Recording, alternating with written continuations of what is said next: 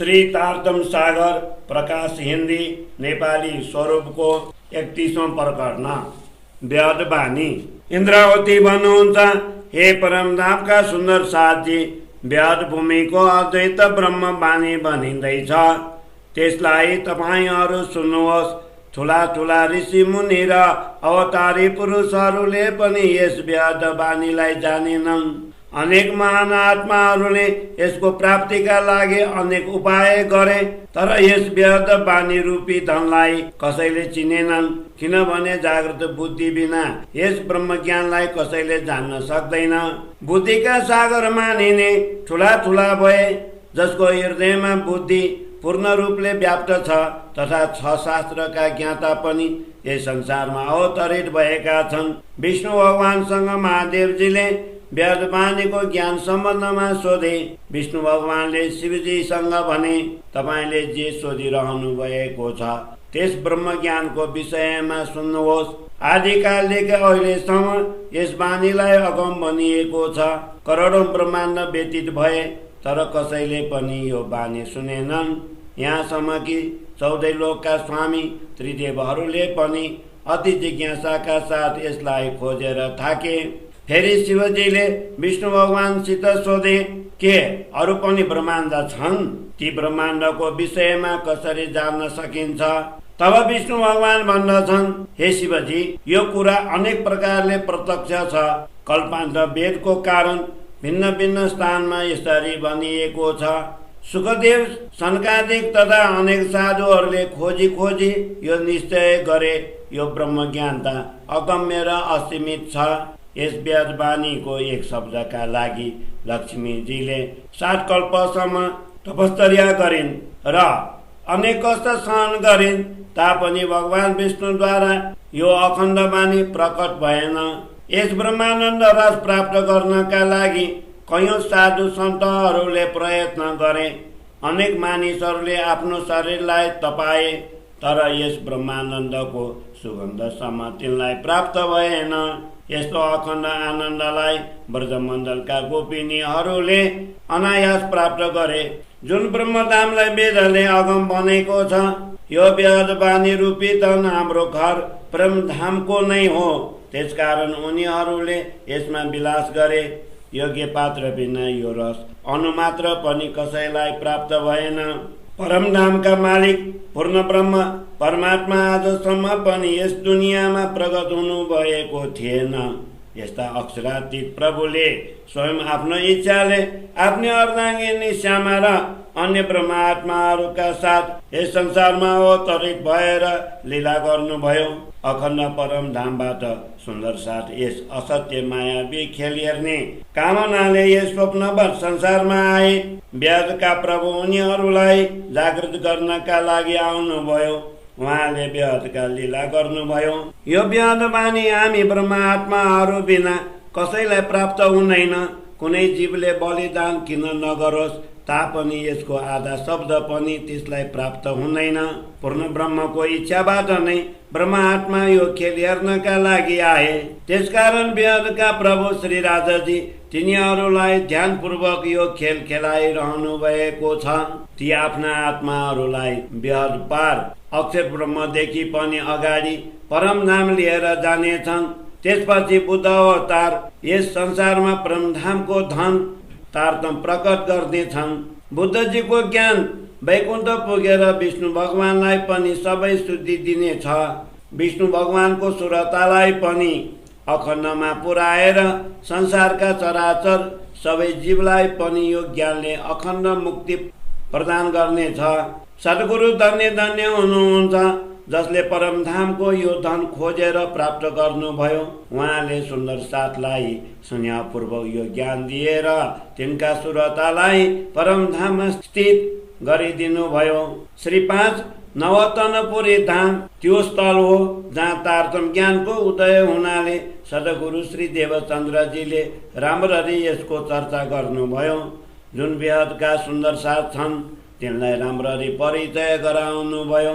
सद्गुरु हाम्रा नजिक आएर व्याधको बाटो देखाइरहनु भएको छ। उहाँ तारतम ज्ञान लिएर आउनु भएको छ। जसको ज्योतिले 14 लोक प्रकाशित हुनेछ। रास र प्रकाश ग्रन्थको माध्यमले तारतम ज्ञानको प्रकाश सुन्दर साथमा प्रकट भयो। परमधामको यो तारतम बानीले सबै संसारको अन्धकार नाश गर्यो। आदि नारायणको हृदयबाट उनको श्वास रूपमा वेद प्रकट भयो। उनैबाट सबै ग्रन्थको उत्पत्ति भएको हो। वेदव्यासले त्यसै ज्ञानलाई आफ्ना बानीद्वारा प्रकट गरे। यी सबै ग्रन्थको फलको रूपमा श्रीमद् भागवतको निर्माण भएको छ। सुखदेव मुनिले आफ्नो श्रीमुखबाट यसको स्पष्टीकरण गर्नुभएको छ। उहाँले श्रीमद् भागवत रूपमा व्याधको समाचार ल्याएर ब्रह्म मुनिहरू संसारमा अवतरित हुने साथी दिएका छन्। वास्तवमा ब्रह्माण्डको विषयमा धेरै धर्म ग्रन्थ र ऋषिहरूका बानी छन्। तिनमा कस कसको नाम उल्लेख गरौँ।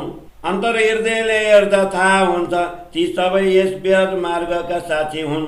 अखण्ड बानी र व्यर्थको मार्ग अहिलेसम्म कहिले प्रगट भएको थिएन।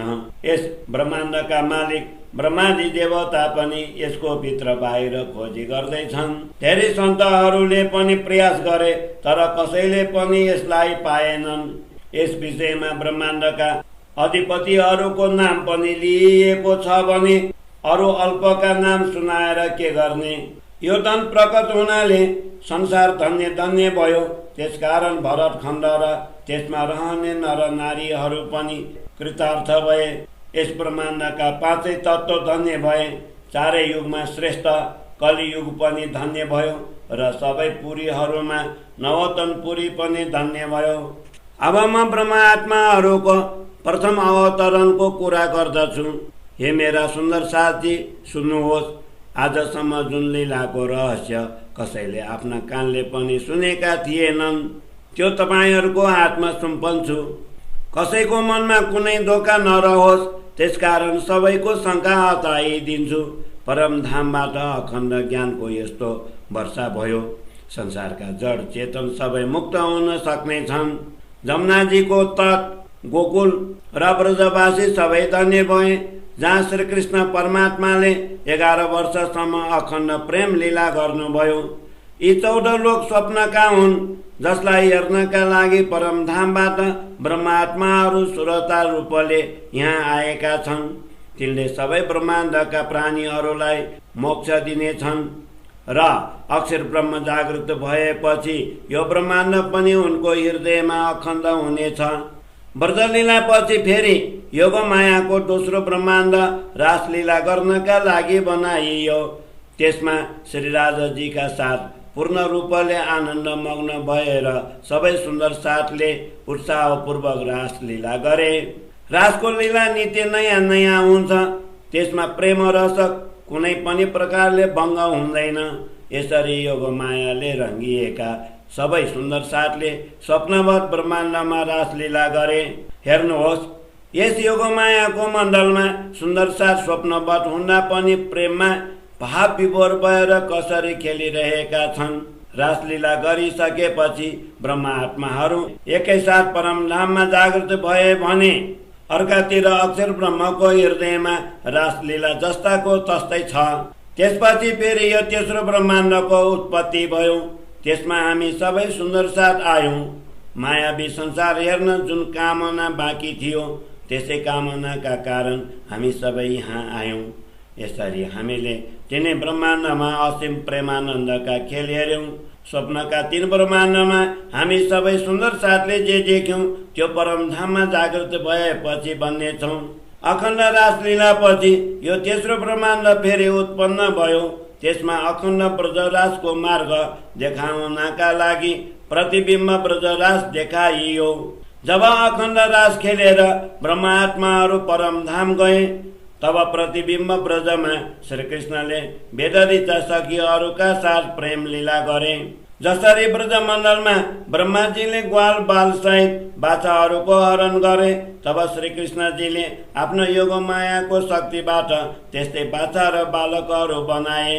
ती सबै बेलुकी भएपछि गोकुलमा आफ्नो घरमा फर्किए। यो कुरा कसैलाई पनि थाहा भएन कि यी ग्वाल बाल र बाछा तिनै हुन् भन्ने। यसरी श्रीकृष्णले आफ्नो माया रचेका थिए। हे सुन्दर साथी, यो उदाहरणबाट तपाईहरू सबैले सम्झनु होला। अखण्ड रासलीला सम्झाउनका लागि अखण्ड रासलीलाको ब्रह्माण्ड र जागर्ने ब्रह्माण्ड बीच प्रतिबिम्ब लीलाको मार्ग यसरी क्रमले राखिएको छ। मायाको यो बल हेर्नुहोस्। यसबाट श्रीकृष्णले आफ्नो इच्छाद्वारा कसरी ग्वाल बाल आदि बनाउनु भएको थियो। अखण्ड रासलीलापछि सुन्दर साथ श्रीकृष्णका साथ परमधाम गए। ती सबै अक्षर ब्रह्मको हृदयमा रासको लीला पनि गरिरहेका छन्। रास रात्रि पछि प्रातःकाल हुने बित्तिकै प्रतिबिम्ब लीलाका सखीहरू र गोलोकी कृष्ण यस तेस्रो ब्रह्माण्डमा जाग्दछन्। त्यस्तै गोकुल, त्यस्तै यमुनाको किनार, त्यस्तै ब्रजवासी सबै बने। तर सांसारिक मानिसहरू त यस्तै मान्दछन् सबै वस्तु पहिलेकै हुन् भन्ने। यी सबै गोपीहरू अखण्ड रासलीला पछि सबै सुतेर अब आनन्दपूर्वक जागिरहेका छन्। यी सांसारिक मानिस यस्तो सम्झन्छन् कालमायाको यो ब्रह्माण्ड पहिलेकै हो जुन सधैँ खेल्दछन्। तर यस तेस्रो ब्रह्माण्डको उत्पत्ति र ती माथिका कारणले भएको हो। अखण्ड ब्रजराज तथा जागर्नेको ब्रह्माण्ड ती दुवै बीच प्रतिबिम्ब लीलारूप मार्ग राखिएको छ। कसैलाई पनि बेहदको यो द्वारको विषयमा थाहा भएन। बेहद भूमिका बेदरिताहरू यसै द्वारबाट कालमायाको यस तेस्रो ब्रह्माण्डको असत्य खेल हेर्नका लागि प्रकट भए। गोपिनीहरूलाई यस्तो आभास भयो, हामीले रासलीलालाई मात्र हेर्यौं तर खेल्न पाएनौं। त्यसकारण रासलीला खेल्ने इच्छा मनमा नै रह्यो। बेदरिता सखीहरूलाई पनि जब शङ्का लागिरह्यो भने हदभूमि 14 लोकका जीव बेहद भूमिकाको रहस्य कसरी जान्न सक्दछन्। योग मायाको मण्डलमा एकातिर ब्रह्मात्माहरू अखण्ड रास खेलिरहेका छन् भने उतातिर प्रतिबिम्ब लीलामा बेदरिताहरू रास पूर्ण गरेर बिहान आफ्ना घरमा जागृत हुन्छन्। यसरी यस प्रतिबिम्ब लीलारूप द्वारबाट बेदरिता गोपिनी रूपमा यस ब्रह्माण्डमा आए। तर जसको लागि यो तेस्रो ब्रह्माण्ड रचिएको थियो ती ब्रह्मात्माहरू फेरि यस जगतमा प्रकट हुनेछन्। यसरी छेर ब्रह्माण्डका जीव बेहदमा निरन्तर हुने अखण्ड लीलाको कुरा कसरी जान्दछन्। अखण्ड रासमा रमन गर्ने आत्माहरू को हुन् र प्रभातमा गोकुलमा उठ्ने शक्तिहरू को हुन्, यस रहस्यलाई ती कदापि जान्न सक्दैनन्। बेदरिता रूप गोपीहरूका साथमा श्रीकृष्णले 7 दिनसम्म गोकुल लीला गरे। कंसको आग्रहमा अक्रूजी जब बोलाउन आए तब उनका साथ श्रीकृष्णजी मथुरा पुगे। मथुरामा कुवलया, पीड, हात्ती, चाँदुर र मुस्तिक आदिको संहार गरेर राजा कंसलाई पछारे।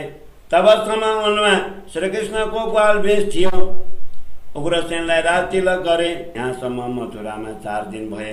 फेरि ग्वाल भेष उतारेर नन्दजीलाई दिए। तब उनीबाट अक्षर ब्रह्मको आवेश गयो।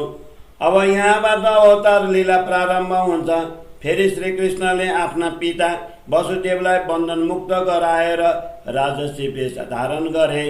अब यहाँदेखि अगाडि श्रीकृष्णजीको लीला हदको हो, यसको कथन त सबै गर्दछन्। तर बेहदका बानीको वर्णन हामी बिना अरू कसले गर्ला। यस प्रतिबिम्ब लीलामा खडा भएर नरसिंह मेहताले बेहद लीलाको गान गरेका थिए। उनले भक्ति मार्गमा निशङ्क भएर अखण्डमा प्रवेश गर्ने ठुलो प्रयत्न गरे तर असफल भए। जुन प्रयत्न नरसिंह मेहताले गरेका थिए यति अरू कसैले गर्न सक्दैन। यसरी हदका जीवले पनि बेहदको अखण्ड लीलालाई खडा भएर हेरे। यस बेहद भूमिको प्रेम रस पाउनका लागि भक्त नरसिंहले अति प्रयत्न गरी विभिन्न प्रकारले गाए। यस तथ्यको पुष्टि स्वयं उनको बानीले गर्दछ। ब्रह्मप्रियाहरूको अखण्ड प्रेम रस त मूल मिलावामा पुग्यो। नरसिंह मेहताका लागि यो रस प्राप्त गर्नमा 4 धोका अवरोध बने। बेहद ब्रह्माण्डको प्रतिबिम्ब रासलीला रूपी धोकाबाट उनलाई प्रेमानन्दको शीतल लहर प्राप्त भइरहेको थियो। यसको सुगन्ध उनी यसै संसारमा बसेर प्राप्त गरिरहेका थिए। यस बेहदका द्वारमा नरसिंह मेहता मस्त भइरहेका थिए। उनले बेदरिताका साथ गरिएको लीलालाई आत्मसात गरे। सुखदेव मुनिले श्रीमद् भागवतमा व्रतराजको विवरण दिए, तर बेहदबानी तारतम्यको उपलब्धि बिना उनी कैयौं स्थानमा रोकिए। यदि यस्तो नभए सुखदेवजीले यति मात्र नै किन वर्णन गरे? महाराज लीलाको यति ठुलो विवरण मात्र 5 अध्यायमा नै कसरी पूर्ण हुन सक्दछ? रासलीलाको वर्णन छोडेर उनको मुखबाट कुनै अरू कुरा निस्कन सक्दैन थियो। यदि यसको विस्तृत रूपले वर्णन गरेको भए श्रीमद् भागवत करोड सवाईको हुन जान्थ्यो, तर उनी के गर्न सक्दथे? उनलाई यतिकै आज्ञा र उनको बस पनि यति नै थियो। सुखदेवजीद्वारा यस बानीको पूरा वर्णन हुन सकेन। उनको हृदयमा अखण्ड राजको वर्णन गर्ने उत्कण्ठा शेष रह्यो, जसका कारण उनी अत्यन्त व्याकुल भए। यसरी अखण्ड प्रेम रसको प्रवाह रोकिएपछि उनी व्यथित भएर काम्न लागे। उनी यस दुःखलाई कसरी सहन गर्न सक्दथे, जसको कारण अखण्ड राजको प्रवाह रोकियो? सुखदेवजीलाई बेहद लीलाको वर्णन गर्ने अपार चाहना थियो, तर बेहदको द्वार खोल्न नसक्नाले रासलीलाको अखण्ड रस अधुरै रह्यो। फेरि पनि सुखदेवजीले राजको अखण्ड रात्रिको यथासम्भव वर्णन गरे। यसलाई मनमा विचार गरेर हेर्नुहोस्, नत्र भने नारायण भगवानको रातको वर्णन पनि कुनै बिरला पुरुषले गर्न सक्दछ, तर रात रात्रिको त कुनै पार नै छैन, किनभने यो लीला बेहद लीला भनिएको छ। यसरी बेहद भूमिको असीम लीलाहरूको वर्णन मात्र 5 अध्यायमा सुखदेवजीले गर्नुभएको छ। त्यो कसरी सम्भव छ? म यसको सरल स्पष्टीकरण गर्दछु।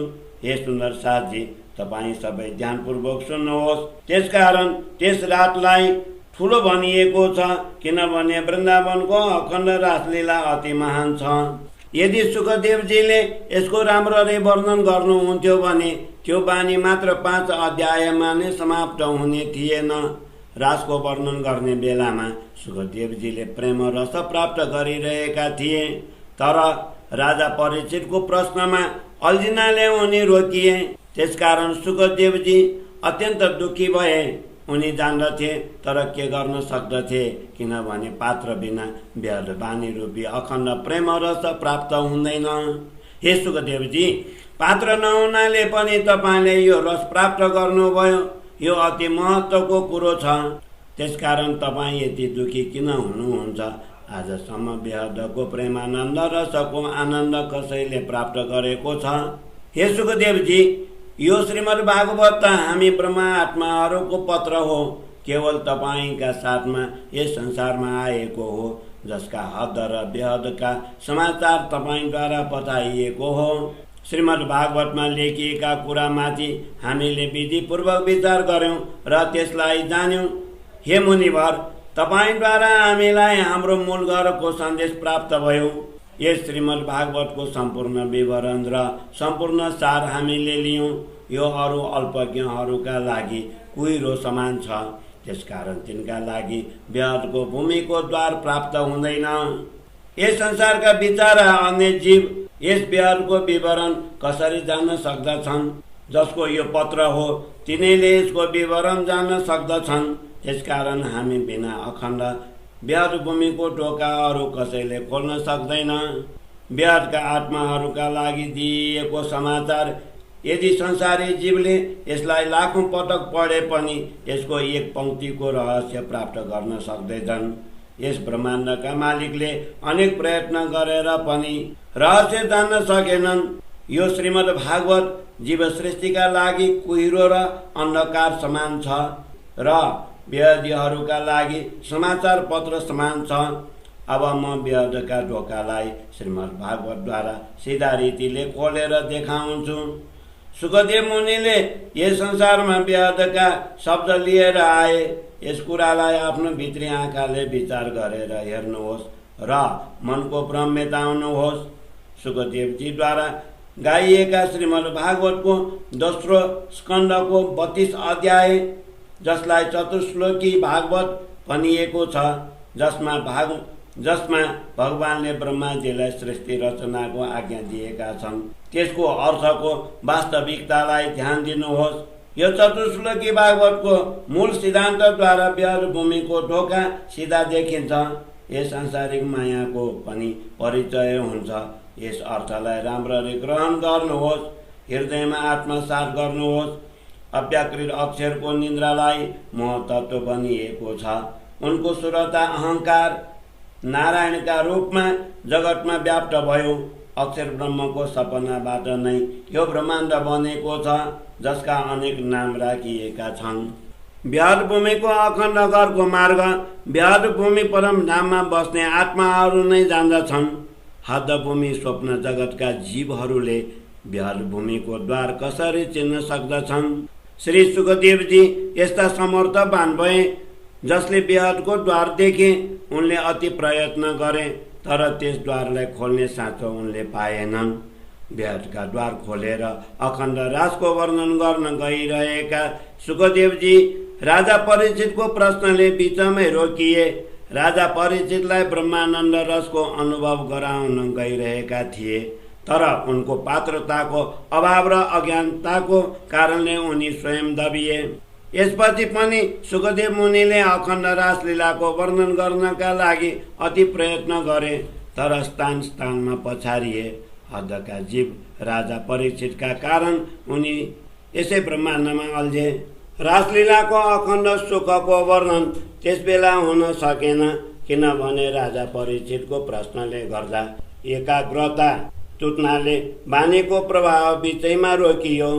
एकाग्रता टुट्नाले बानीको प्रवाह बिचैमा रोकियो। पात्र बिना रस कसरी टिक्न सक्दछ?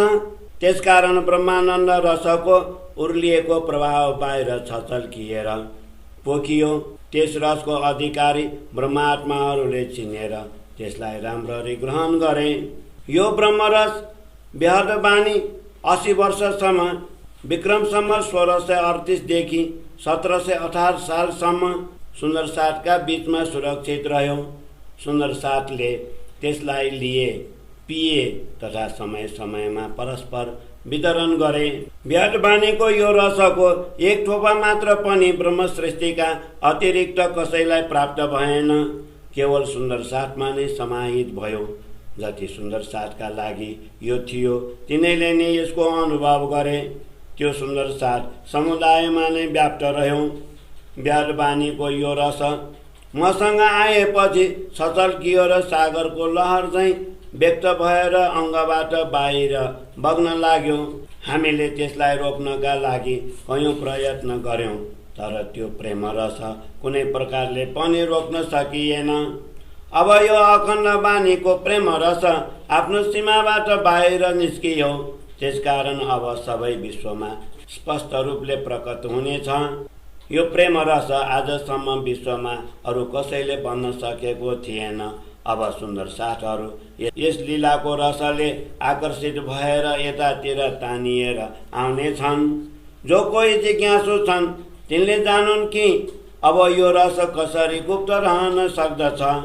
अब संसारका सबै मानिसहरूले यसलाई सुन्नेछन्। त्यसकारण यो कसरी गुप्त रहन सक्दछ? यो व्यर्थ बानी इन्द्रावतीको मुखबाट प्रकट भएको हो। सबै सुन्दरसाटले अनेक प्रकारले व्यर्थको यो अखण्ड आनन्द रस पान गरे।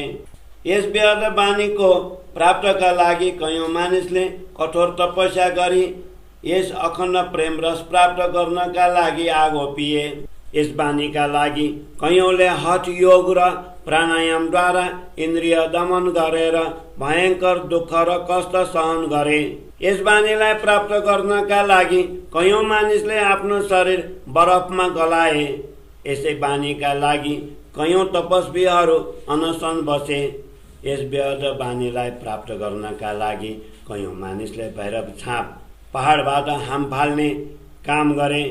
कयौंले शरीरलाई तिल तिल समान ससाना टुक्रा पारे।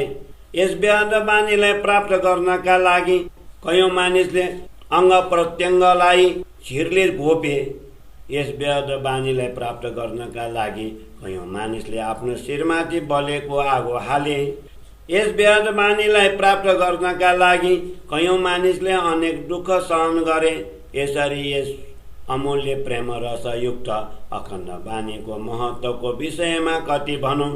यस मार्गमा हिँड्ने साधक त असङ्ख्य भए।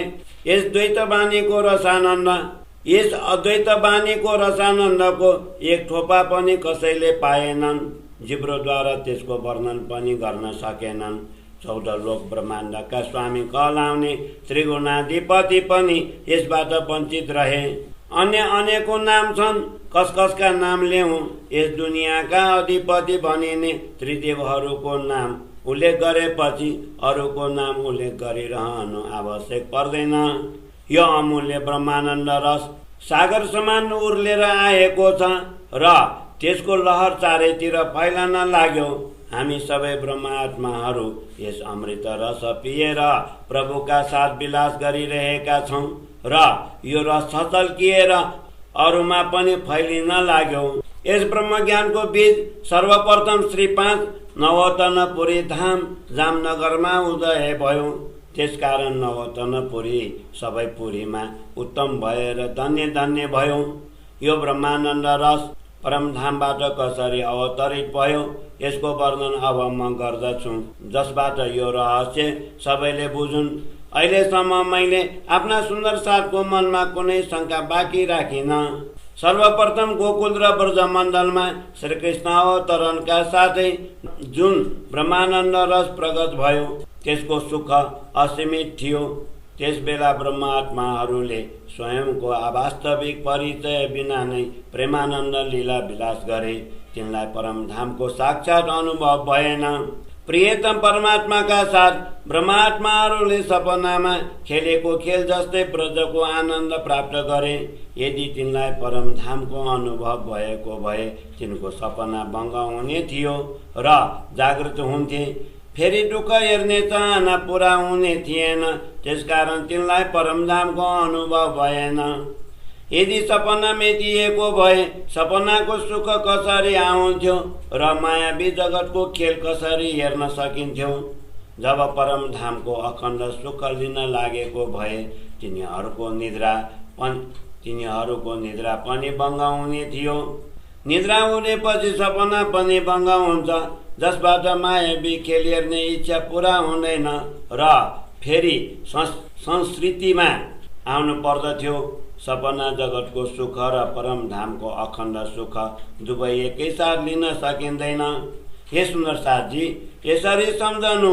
त्यसबेला सुख त धेरै प्राप्त भएको थियो, तर गोकुलको सुख स्वप्नवत हुनाले अज्ञानमा नै अनुभव भएको थियो। रासलीलाको अखण्ड आनन्दको विषयमा म के भनौँ।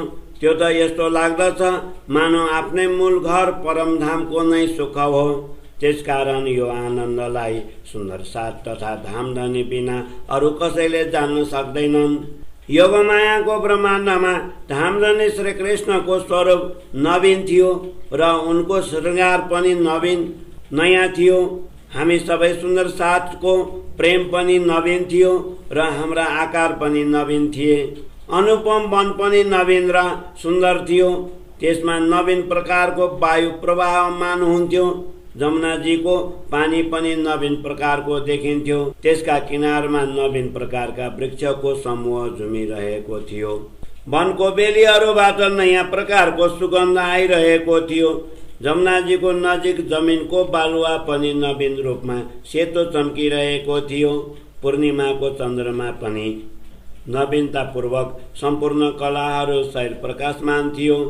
नवीन रङका पशु पन्छी वनमा नवीन प्रकारका बोली बोलिरहेका थिए। प्रियतम श्रीकृष्णजी विभिन्न प्रकारका नयाँ नयाँ आनन्द प्रदान गर्नका लागि नयाँ वंशी बजाइरहनु भएको थियो। यस आनन्द रसको कुरा कति भनौँ। यो रस अति रहस्यमय छ। हामी ब्रह्मात्माहरूले प्रियतम श्रीकृष्णका साथ विलासको अपरिमित आनन्द प्राप्त गर्यौं। श्रीकृष्णजीका साथ खेलिएको रासलीलाको आनन्द मेरो अन्तरात्माले जान्दछ। ब्रजलीलाको आनन्द भन्दा रासको आनन्द अनन्त गुणा र असीम छ।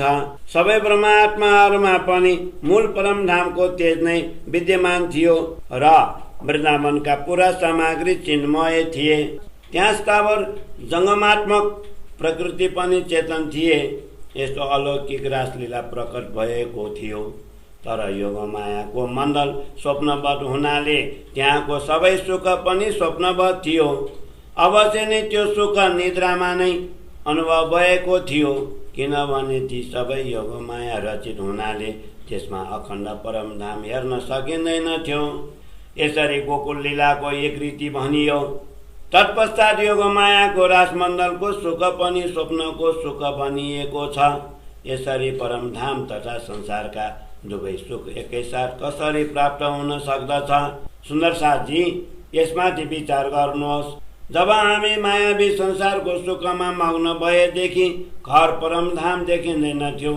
जब मूल घर परमधामको सुख देखिन्छ भने सपनाको सृष्टिको त्यो सुख दुःख अदृश्य हुन जान्छ। यसरी ब्रजराजका लीलाहरूको आनन्द सपनाको अनजान अवस्थामा नै अनुभव गर्यौं। यी दुवै लीलाहरूमा मूल घर परमधामको परिचय थिएन। यस प्रकारका दुवै लीला गरेर फेरि हामी मूल घर अखण्ड परमधाम आयौं। त्यसपछि कालमायाको यस ब्रह्माण्डमा हामी मायाको शेष कामना लिएर आयौं। मायाको जुटो खेलिहेर्ने मनोरथ व्रज तथा रातमा पूरा भएन। अनजानमा नै विरह विलासको अनुभव भयो।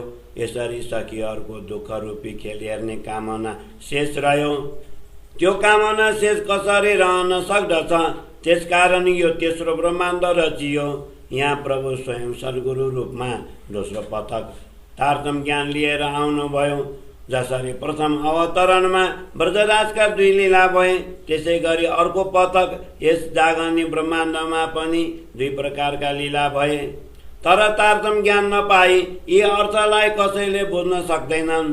प्रथम स्वरूप निजानन्द सद्गुरु श्री देवचन्द्रजीमा यो तारतम ज्ञान उदय भयो र अर्को पटक श्री प्राणनाथजीद्वारा यसको प्रकाश फैलियो। यसरी जागने लीलाको यो प्रकाश सबै प्रकारले विस्तार भयो। तारतम ज्ञानको प्रखर प्रकाश सबैतिर चम्किरहेको छ भने त्यसबाट के हुन्छ? यसको प्रकाशमा ब्रह्मात्माहरू एकातिर स्वप्नवत ब्रह्माण्ड र अर्कातिर अखण्ड परमधामलाई एकैसाथ हेर्न सक्नेछन्। ब्रह्मात्माहरू यस तारतम ज्ञानको प्रकाशले सीधा परमधाम देख्दछन् र ब्रजराज दुवै लीलाको याद गरिरहेका छन्। यी सबै याद गर्दै यस जागर्ने लीलामा दुई स्वरूपका साथ भएका दुई लीलाको आनन्द पनि प्राप्त गरिरहेका छन्। परमधामदेखि लिएर तेस्रो जागर्ने लीलासम्मका सबै आनन्द ब्रह्मात्माहरूको स्मृतिमा आइरहेको छ र ती आफ्ना अन्तर्दृष्टिले हेरिरहेका छन्। यसरी तारतम ज्ञानले सबै प्रकारका असंख्य आनन्द प्रदान गर्दछ। जागर्ने लीलामा यो असत्य जिब्राद्वारा भन्न सकिँदैन। त्यसकारण हे सुन्दर साथजी, तारतम ज्ञानद्वारा दुवै प्रकारको सुख प्राप्त गर्नुहोस्, जसबाट तपाईहरूको कामना पूर्ण होस्। जागर्ने लीलाको यो बल तारतम बानीद्वारा स्पष्ट हुन्छ र त्यसको अर्थको प्रतापले रास तथा प्रकाशका बानी सुनेर वेद बानी पनि आत्मसात हुन जान्छ। तारतम ज्ञानको उदयले यो ब्रह्माण्ड धन्य भयो, साथै यो भारतवर्ष पनि धन्य भयो। सबै युगमा यो कलियुग पनि धन्य छ, जसमा यो तेजोमय प्रचण्ड जागर्ने लीला प्रकट भयो।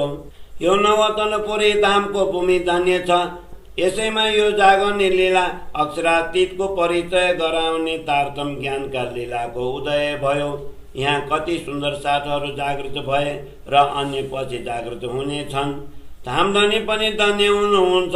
उहाँ ब्रजराज पछि दोस्रो पटक यहाँ जागर्ने ब्रह्माण्डमा सुन्दर साथसँग आउनुभयो। तेजोमय तारतम ज्ञान पनि धन्य छ, जसलाई सद्गुरु प्रकट भएर प्रकाशित गर्नुभयो र हामी सुन्दर साथलाई आनन्द प्रदान गर्नुभयो।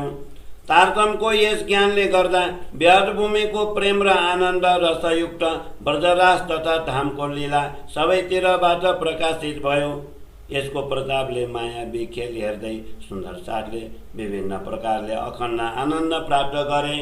इन्द्रावती भन्नुहुन्छ, यसै तारतम ज्ञानको रसबानी रूपमा यदि मैले कसैलाई पिलाएँ भने त्यसमाथि चढेको मायालु विष पनि हट्नेछ र त्यसलाई अखण्ड आनन्द प्राप्त हुनेछ। जो सांसारिक जीव अज्ञान निन्द्राले गर्दा जान्दैनन् तिनलाई यस तारतम बानीको रस पान गराउनुहोस्, किनभने धामधनी यस मायाको शक्तिलाई जान्नुहुन्थ्यो र त्यसलाई हटाउनका लागि यस तारतम ज्ञानलाई उहाँले यस संसारमा ल्याउनु भयो। सुन्दर साथमाथि चढेको मायावी विष उतार्नका लागि सद्गुरु तारतम ज्ञान लिएर आउनु भएको छ।